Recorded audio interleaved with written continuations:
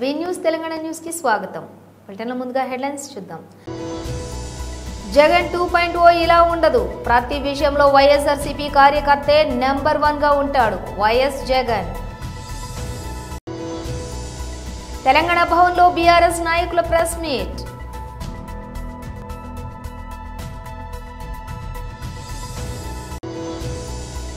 Doctor S Prakash Reddy and Shri S Kumar మీడియాతో మాట్లాడుతున్నారు.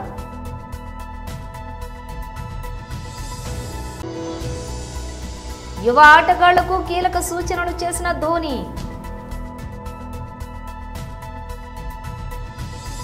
ఇక డీటెయిల్స్ చూస్తే కార్యకర్తలు పడుతున్నటువంటి కష్టం చూసిన వ్యక్తిగా చెబుతున్నా. రేపు ఇలా ఉండదు. జగన్ 2.0 ఇలా ఉండదు. ప్రతి విషయంలో వైఎస్ఆర్సీపీ కార్యకర్త నెంబర్ 1 గా ఉంటాడు. నేడు ఎవరేం చేసినా పేరు రాసుకోండి. అన్యాయం చేసిన వాళ్లకు సినిమా మనం చూపిస్తాం.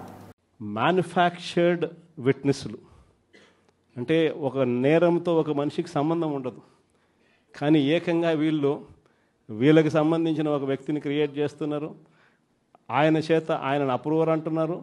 ఆయన చేత ఇష్టం వచ్చిన మాటలు మాట్లాడిస్తున్నారు. ఒక ఎవిడెన్స్, మ్యానుఫ్యాక్చర్డ్ ఎవిడెన్స్ క్రియేట్ చేయిస్తున్నారు.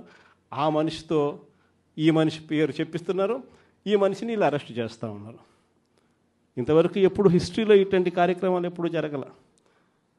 ఒక తప్పుడు సాంప్రదాయానికి పెద్ద మనిషి చంద్రబాబు నాయుడు గారు ఈరోజు బీజం వేస్తూ ఉన్నాడు. ప్రతి నియోజకవర్గంలో కూడా పాత కేసులు ఏమేమి ఉన్నాయని చెప్పి తవ్వుతున్నారు. ఆయన పాత కేసులలో ఇప్పుడు మన ఎమ్మెల్యే క్యాండిడేట్లను ఎలా ఇరికించాలి అని చెప్పి, ఆ కేసుల్లో ఎలా ఇరికించాలి అని చెప్పి ఇప్పుడు చూస్తూ ఉన్నారు. ఏ తప్పు జరగకపోయినా కూడా యాక్టివ్గా ఎవడైనా కార్పొరేటర్ ఉన్నా, ఎవడైనా ఎంపీటీసీ ఉన్నా, ఎవడైనా జెడ్పీటీసీ ఉన్నా, లేకపోతే ఎవరైనా లీడర్ ఉన్నా సరే విజిలెన్స్లో ఎలా ఇరికించాలా, తప్పుడు కేసు ఎలా పెట్టించాలా అనే సంస్కృతితోనే ఈరోజు పాలన సాగుతూ ఉంది. నేను ఒకటి చెప్తా ఉన్నా. ఈరోజు కష్టంలో ఉన్న వైఎస్ఆర్సీపీ అన్నదమ్ములను నేను ఈరోజు చూస్తూ ఉన్నా. నేను మీ అందరికీ ఒకటే చెప్తా ఉన్నా. మీ అన్నగా, మీ తమ్ముడిగా, మీ బిడ్డగా ఒకటి చెప్తా ఉన్నా. నెక్స్ట్ వచ్చే జగన్ 2.0లో పరిస్థితి ఈ మాదిరిగా ఉండదు. ఈరోజు ప్రతి కార్యకర్త కష్టాన్ని చూస్తూ ఉన్నా కాబట్టి చెప్తా ఉన్నా.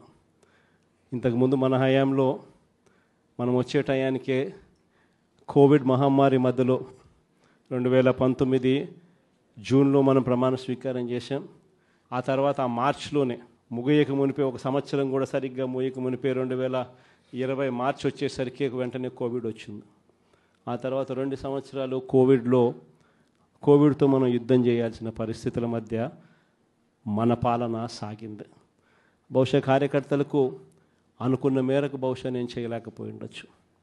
కానీ ఇవాళ ఒకటే చెప్తా ఉన్నా. ఈరోజు ఈ కష్టాన్ని చూసిన వ్యక్తిగా చెప్తా ఉన్నా. రేపొద్దున ఇలా ఉండదు. రేపొద్దున జరిగే ప్రతి విషయంలోనూ వైఎస్ఆర్సీపీకి కార్యకర్తే నెంబర్ 1గా ఉంటాడని మాత్రం ఖచ్చితంగా చెప్తా ఉన్నా. ప్రతి కార్యకర్తకు నేను ఒకటే చెప్తా ఉన్నా. ఎవడెవడైతే మీకు అన్యాయం చేశాడో పర్వాలా, అన్యాయం చేయండి, చేయించుకుంటాం, టైం మీది, కానియండి, కొట్టండి అని చెప్పి చెప్పండి. ఆడు ఎవడు ఏం చేస్తా ఉన్నాడో పేరు రాసుకోండి. రెడ్ బుక్ అని నేను చెప్పను, కానీ పేరైతే రాసుకోండి. మీరు ఏ బుక్లో రాసుకున్నా పర్వాలా, పేరైతే మీరు రాసుకోండి. దాని తర్వాత మాత్రం అన్యాయం చేసినోనికి సినిమా మాత్రం మనం చూపిస్తామని చెప్తాను. ఆ మనిషి రిటైర్డ్ అయి ఉన్నా కూడా లాక్కొని వస్తా. ఆ మనిషి దేశం ఇరిచిపెట్టిపోయినా లాక్కొని వస్తా. ఎవరిని వదిలిపెట్టేది ఉండదు. ఒక్కొక్కడికి మాత్రం సినిమా మాత్రం ఎలా చూపించానో అలా చూపిస్తామని మాత్రం చెప్తాను.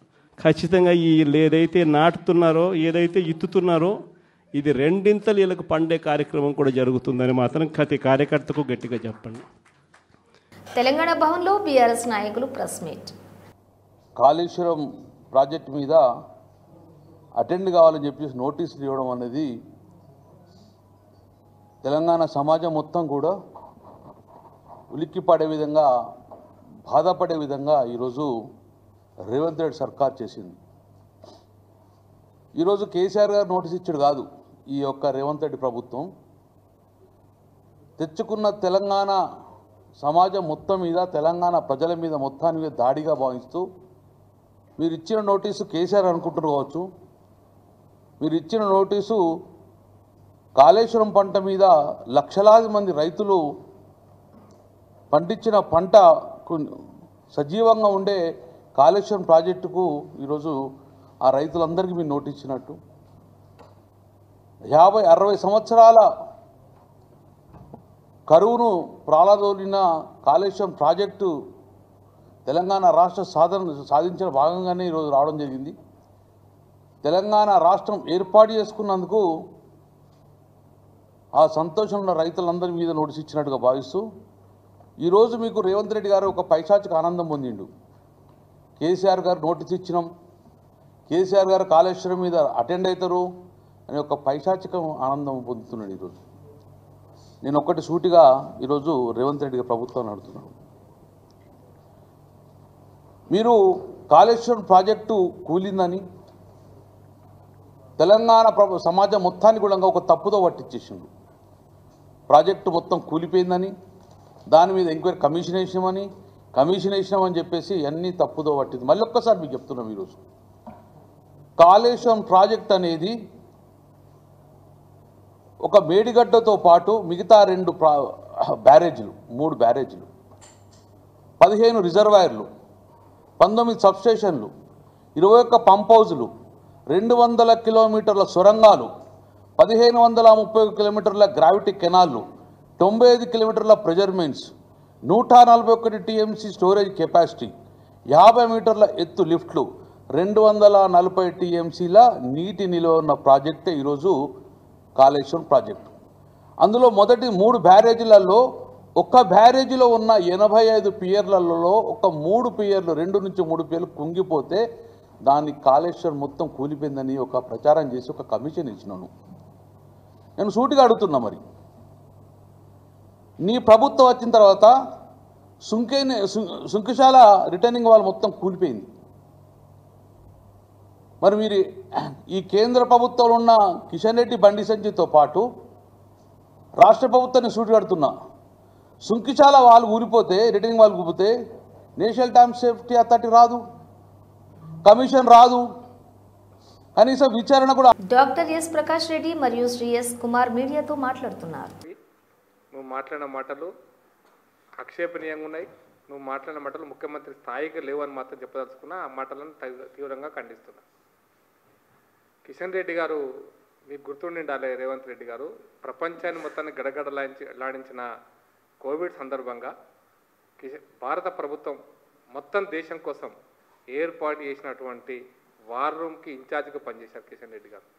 మొత్తం ప్రపంచం అంతా గడగడలాడుతున్నప్పుడు, దేశం మొత్తం లాక్డౌన్లో ఉన్నప్పుడు, దేశంలో ఉన్నటువంటి ప్రజలు భయంతో అల్లాడుతున్న సందర్భంగా వార్ రూమ్లో రాత్రింపగలు అక్కడే ఉండి మొత్తం దేశంలో ఏ ఒక్క వ్యక్తి కూడా తినడానికి ఇబ్బంది పడొద్దని, ఏ ఒక్క వ్యక్తికి కూడా ఆరోగ్యంలో ఇబ్బంది రావద్దని, ఏ ఒక్క వ్యక్తి కూడా వైద్యం అందుబాటులో ఇబ్బంది రావద్దని 2 నెలల పాటు పూర్తి స్థాయిలో 2 టర్ములు కూడా 2 సార్లు 2 నెలల పాటు పూర్తి స్థాయిలో హోమ్ మినిస్ట్రీ కార్యాలయంలో ఏర్పాటు చేసిన వార్ రూమ్లో ఉండి రాత్రింపగలు అక్కడే తిని అక్కడే పడుకొని ఈ దేశాన్ని రక్షించేటువంటి కోవిడ్ అనే మహమ్మారి నుంచి రక్షించినటువంటి ఒక మహత్ కార్యంలో కిషన్ రెడ్డి గారు వార్ రూమ్ ఇన్ఛార్జిగా పనిచేసిన విషయాన్ని గుర్తు చేస్తున్నాను రేవంత్ రెడ్డి గారు. నీకు తెలియకపోతే తెలుసుకో. అంతేగాని బాధ్యతారహితంగా ఒక ముఖ్యమంత్రి స్థాయి నుంచి దిగజారి ఒక వీధి రౌడీలాగా అట్లా మాట్లాడడం అనేది మంచి పద్ధతి కాదు. నేను తీవ్రంగా ఖండిస్తున్న సందర్భంగా కిషన్ రెడ్డి గారు అన్న మాట ఏంది, నిన్న మొన్న కాంగ్రెస్ పార్టీ చేస్తున్నటువంటి ప్రేలాపనలు, ముఖ్యంగా నిన్న మల్లికార్జున ఖార్గే గారు ఒక మాట అన్నారు, ఏ చుట్పుట్ యుద్ధం అని.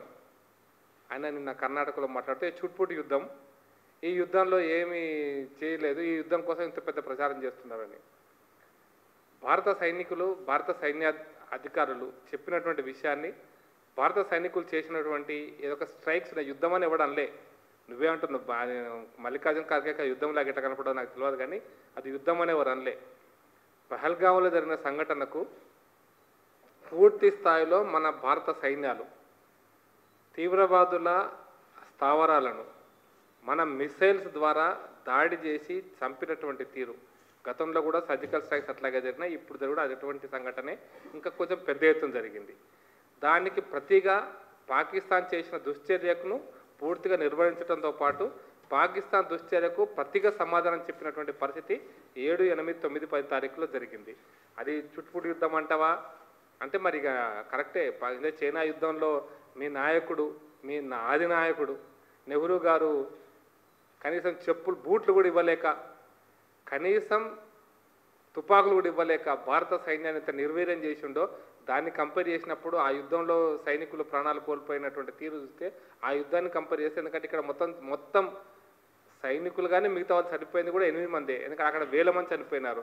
అది కరెక్టే. అక్కడ కంపేర్ చేసినప్పుడు ఇప్పుడు చాలా చిన్న యుద్ధమే. మల్లికార్జున ఖార్గే గారు భారత పాకిస్తాన్ యుద్ధం సందర్భంగా కూడా ఇందిరాగాంధీని మెచ్చుకున్నాడు. ఇవాళ రేవంత్ రెడ్డి గారు కూడా మెచ్చుకున్నారు. అది కూడా 15 రోజులు జరిగిన యుద్ధం. అది ఆ యుద్ధం విషయంలో కూడా ఐపీఎల్ 2025 సీజన్లోని భాగంగా Chennai super Kings Rajasthan Royals జట్ల మధ్య జరిగిన హోరాహోరీ పోర్లో రాజస్థాన్ 6 వికెట్ల తేడాతోటి విజయం సాధించింది. ఈ మ్యాచ్ ముగిసిన అనంతరం చెన్నై సూపర్ కింగ్స్ మాజీ కెప్టెన్ మహేంద్ర సింగ్ ధోని యువ క్రికెటర్లతో కాసేపు ముచ్చటించారు. ఈ సందర్భంగా వారికి పలు విలువైన సలహాలు, సూచనలు అందజేశారు. యువ ఆటగాళ్లను ఉద్దేశించి ధోని మాట్లాడుతూ, మీ మీద అంచనాలు పెరిగినప్పుడు ఒత్తిడికి గురి కావద్దు.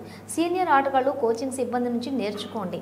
యువ ఆటగాళ్లు 200+ స్ట్రైక్ రేట్ తోటి పరుగులు చేయాలనుకున్నప్పుడు బ్యాటింగ్లో నిలకడగా కొనసాగించడం కష్టమే. అయినా మ్యాచ్లో ఏ దశలో అయినా సరే 6 కొట్టగల సామర్థ్యం వారి సొంతం అని అన్నారు.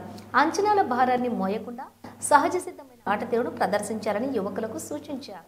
ఇదే క్రమంలోనే తమ జట్టు ప్రదర్శనపైన ధోని స్పందించారు. మేం ప్రత్యర్థి జట్టు ముందు మంచి లక్ష్యమే ఉంచాం, కానీ మ్యాచ్ ఆరంభంలోనే త్వరగా వికెట్లు కోల్పోవడంతో లోయర్ మిడిల్ ఆర్డర్పై ఒత్తిడి పడింది. బ్రవేస్ చక్కటి ఇన్నింగ్స్ ఆడాడు. అతడు బ్యాటింగ్ చేస్తున్నప్పుడు రన్ రేట్ చక్కగా ఉంది, కానీ మేము మొదట్లోనే వికెట్లు కోల్పోవడంతో దాన్ని కొనసాగించలేకపోయాం అని ధోని వివరించారు. అలాగే పేసర్ కాంబోజ్ బౌలింగ్ను ప్రశంసించి, కాంబోజ్ చక్కగా బౌలింగ్ చేశాడు. మనం ఊహించినటువంటి దానికంటే కూడా అతడి బంతులు మనల్ని వేగంగా తాకుతాయి. పవర్ ప్లేలోని 3 ఓవర్లు బౌలింగ్ చేయడం అంటే అంత తేలిక కాదు, కానీ కంబోజ్ బాగా బౌలింగ్ చేశాడు అని ధోని కొనియాడారు. కాగా ఈ మ్యాచ్లో తొలుత బ్యాటింగ్ చేసిన చెన్నై జట్టు నిర్ణీత 20 ఓవర్లలో 8 వికెట్ల నష్టానికి 187 పరుగులు చేసింది. అనంతరం రాజస్థాన్ రాయల్స్ 17.1 ఓవర్లలోనే కేవలం 4 వికెట్లు కోల్పోయి లక్ష్యాన్ని ఛేదించింది. కామారెడ్డి జిల్లా లింగపూర్ మున్సిపల్ పరిధిలో వడ్ల భాస్కర్ కొడుకు నిఖిల్ తాగుడుకు, గంజాయికి బానిసై ఇద్దరూ ప్రతిరోజు ఇంట్లో గొడవలు కావటం, విదేశాలకు పంపినా సరిగ్గా పని చేయకపోవటం, డబ్బులు ఇవ్వమని గొడవ పడటంతో తండ్రి మనస్తాపానికి గురై ఇనుపరాడుతో తలపై కొట్టడం జరిగింది. తీవ్ర గాయాలు కావడంతో హాస్పిటల్కి తీసుకెళ్లి ట్రీట్మెంట్ ఇప్పించి అనంతరం ఇంటికి తీసుకువెళ్లి తెల్లవారుజామున రాడుతో మళ్లీ కొట్టి ఇంటి నుండి పారిపోవడం జరిగింది. అనంతరం కొడుకు చనిపోవడం జరిగిందని అడిషనల్ ఎస్పీ చైతన్య తెలపడం జరిగింది. ఈ కేసుని సిఐ రామన్, టౌన్ ఎస్ఐ రాజు కేసుని చూస్తున్నారని తెలిపారు. సో ఎంక్వైరీ చేస్తే తేలింది ఏంటంటే, ఈ వడ్ల నిఖిల్ అనే అతను ఏ జాబ్ చేయకపోయేది అండ్ తాగుడు కొంచెం బానిస్తుంది. సో ఇంటికి వచ్చి ఇంట్లో తల్లిదండ్రులతో కొట్లాడడం అండ్ వాళ్ళ నుంచి మనీ అది అడగడం అండ్ అక్కతో కూడా కొట్లాడడం ఇట్లాంటివన్నీ చేసేది. సో వాళ్ళ తండ్రి అయిన వడ్ల భాస్కర్, సో వడ్ల భాస్కర్ అతన్ని ఆ రోజు 18వ తారీఖు రాత్రి 11:30 అట్లా కట్టెతోటి కొట్టాడు. కొట్టిన తర్వాత ఇతన్ని హాస్పిటల్కి షిఫ్ట్ చేశారు అండ్ ట్రీట్మెంట్ అయింది. దాని తర్వాత మళ్ళీ తీసుకొచ్చారు. బట్ 19th రోజు ఎర్లీ మార్నింగ్ 5:30కి మళ్ళీ ఐరన్ రాడ్ తోటి కొట్టి చంపేశారు. సో దాని తర్వాత అతను పరారీలో ఉన్నాడు. సో ఎస్పీ సార్ ఆదేశాల మేరకు ఒక టీమ్ ఫామ్ చేయడం జరిగింది. సో ఈరోజు మార్నింగ్ 10:30 అట్లా అతను ఆ నిందితుడు వడ్ల భాస్కర్ దొరికాడు. సో ఈ case and I appreciate one team, CI Raman and SI Devanpalli SI Raju and the team అది తొందరగా రియాక్ట్ అయ్యి అండ్ ఈరోజు మార్నింగ్ ట్రేస్ చేశారు. సో అతను ఈరోజు కస్టడీలో కొడుకు కంటిన్యూస్గా ఏ జాబ్ చేయకుండా కంటిన్యూస్గా తాగడం అదంతా. అతన్ని ఇన్ఫ్యాక్ట్ విదేశాలకు కూడా పంపాడు తండ్రి, బట్ అతను అక్కడ కూడా జాబ్ చేయకుండా వెనక్కి వచ్చాడు అండ్ తల్లిదండ్రుల్ని కంటిన్యూస్గా కొట్టేవాడు, తిట్టేవాడు, అదంతా చేసేవాడు. సో అట్లా వల్ల మాకు ఎట్లయినా ప్రమాదం ఉంది అని చెప్పేసి కొడుకు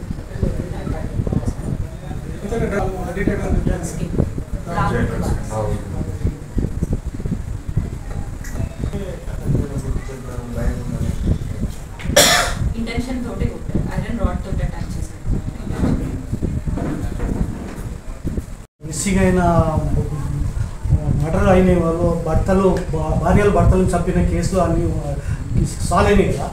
ఈ ఒక్కటి మిస్సింగ్ కాదు, ఫస్ట్ మీరు చెప్పింది అది 1 year మిస్సింగ్ అండ్ రీసెంట్గా ట్రేస్ అయింది. అండ్ ఈ 5 సంవత్సరాల మిస్సింగ్ మీరు ఏదైతే చెప్తారో నేను ప్రాపర్గా ఎంక్వైరీ చేస్తాను.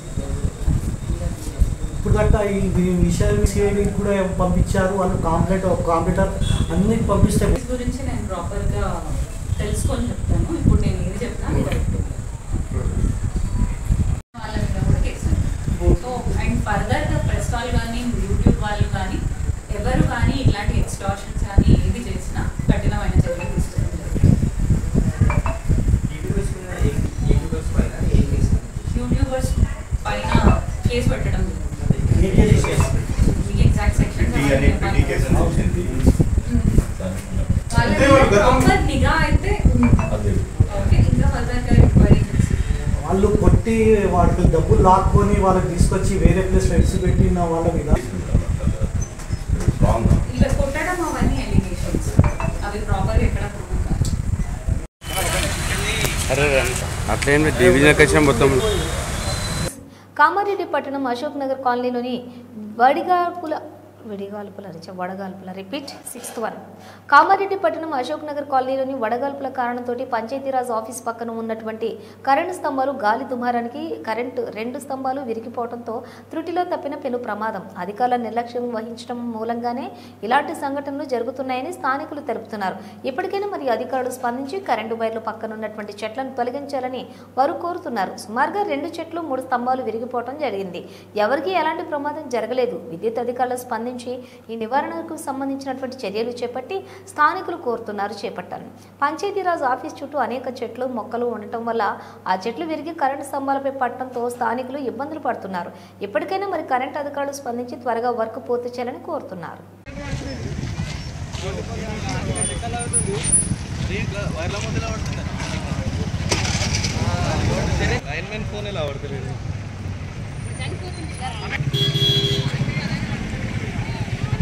హలో అన్న, ఇక్కడ పంచాయతీరాజ్ ఆఫీస్ దగ్గర మెయిన్ వైర్లన్నీ అయిపోయినాయి అన్న. ఇక్కడ పంచాయతీరాజ్ వెనుక ట్రాన్స్ఫార్మర్ ఉంది కదా, అది మొత్తం పడిపోయింది, కంబ ఇరిగిపోయింది, పెద్ద గాలి వచ్చింది, చెట్టు పడిపోయింది. పంచాయతీరాజ్ ఆఫీస్లో ఉన్న చెట్టు మొత్తం, కరెంటు కూడా బంద్ కాలేదు.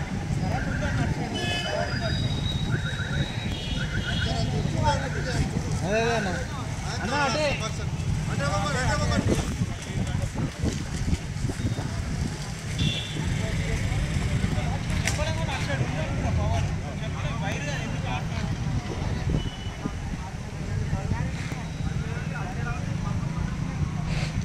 ఇరాన్లోని అణు కేంద్రాలపై దాడులకు ఇజ్రాయెల్ సన్నద్ధమవుతోందని అమెరికా నిఘా వర్గాలు అంచనా వేస్తున్నట్లు CNN వార్తా సంస్థ వెల్లడించింది. అమెరికా అధికారుల సమాచారం మేరకు ఈ కథనాన్ని ప్రచురించినట్లుగా తెలిపింది. అయితే ఈ దాడుల విషయంలో ఇజ్రాయెల్ ఉన్నతాధికారులు తుది నిర్ణయం తీసుకున్నారా లేదా అనే దానిపైనే ప్రస్తుతానికి స్పష్టత లేదని వెల్లడించింది. ఇరాన్ అణు కేంద్రాలపై ఇజ్రాయెల్ దాడి చేసే అవకాశాలు ఇటీవల గణనీయంగా పెరిగినట్లు నిఘా వ్యవహారాలతో సంబంధం ఉన్న ఒక అధికారి CNNకు చెప్పినట్లు సమాచారం. ఒకవేళ అమెరికా ఇరాన్ తోటి కుదుర్చుకునే అణు ఒప్పందం ద్వారా ఇరాన్లోని యురేనియం నిల్వలను పూర్తిగా నిర్మూలించలేకపోతే దాడులు సంభావ్యత మరింత పెరుగుతుందని సదరు అధికారులు అభిప్రాయపడినట్లుగా తెలుస్తోంది. అధ్యక్షుడు డొనాల్డ్ ట్రంప్ ప్రభుత్వం ఇరాన్ అణు కార్యక్రమంపై దౌత్య మార్గాల్లోని ఒప్పందం కుదుర్చుకోవడానికి చర్చలు కూడా జరుపుతున్నట్లుగా ప్రస్తుతం తరుణంలోని ఈ నిఘా నివేదిక బయటకు రావడం గమనార్హం. ఇజ్రాయెల్ ఉన్నతాధికారుల ప్రకటనలు, రహస్యంగా సేకరించిన సంభాషణల రికార్డులు, సైనిక కదలికలను బట్టి ఇజ్రాయెల్ దాడులకు సిద్ధమవుతున్నట్లు అంచనా వేస్తున్నామని CNN వివరించింది. మరోవైపు యురేనియం శుద్ధిని నిలిపివేయాలన్న అమెరికా డిమాండ్ను ఇరాన్ అత్యున్నత నేత అయాతొల్లా అలీ ఖమేనీ మంగళవారం తీవ్రంగా తప్పుపట్టారు. కొత్త అణు ఒప్పందం కుదిరే అవకాశాలపై ఆయన అనుమానాలు వ్యక్తం చేసినట్లుగా సమాచారం. ఇరాన్తో అణు ఒప్పందం చర్చలు విఫలమైతే సైనిక చర్యలు కూడా పరిశీలిస్తామని అధ్యక్షులు ట్రంప్ గతంలోనే హెచ్చరించారు. ఈ చర్చల్లో పురోగతి సాధించేందుకే ఆయన విధించినటువంటి 60 రోజుల గడువు కూడా ఇప్పటికే ముగిసిపోయింది. ఈ పరిణామాలపై వ్యాఖ్యానించేందుకు ఇజ్రాయెల్ ప్రధాని కార్యాలయం వాషింగ్టన్లోని ఇజ్రాయెల్ రాయబారి కార్యాలయం స్పందించలేదని రాయిటర్స్ వార్తా సంస్థ తెలిపింది. బులెటిన్ ముగించే ముందు హెడ్లైన్స్ మరోసారి. జగన్ 2.0 ఇలా ఉండదు. ప్రతి విషయంలో వైఎస్ఆర్సీపీ కార్యకర్తే నెంబర్ 1గా ఉంటాడు. వైఎస్ జగన్. తెలంగాణ భవన్లో బీఆర్ఎస్ నాయకుల ప్రెస్ మీట్.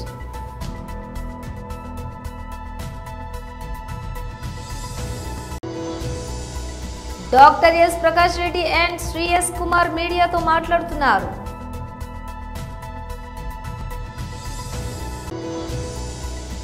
యువ ఆటగాళ్లకు కీలక సూచనలు చేసిన ధోని.